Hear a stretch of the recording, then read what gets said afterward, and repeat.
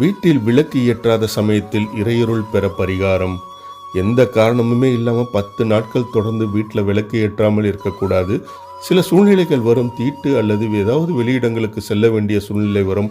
அப்பொழுது வீட்டை பூட்டிட்டு போக வேண்டிய சந்தர்ப்பம் வரும். அந்த நேரங்களில் நெகட்டிவ் எனர்ஜி நம்ம வீட்டுக்குள்ளே வந்துடாமல் இருக்கிறதுக்கு ஒரு சின்ன பரிகாரம் மூலியமாக நம்ம இதை செய்வதன் மூலயமா நம்ம வீட்டுக்குள்ளே 10 நாட்கள் நம்ம வெளியூர் போயிருந்தாலும் எந்த வித நெகட்டிவ் எனர்ஜியும் வீட்டுக்குள்ளே வராதுங்க.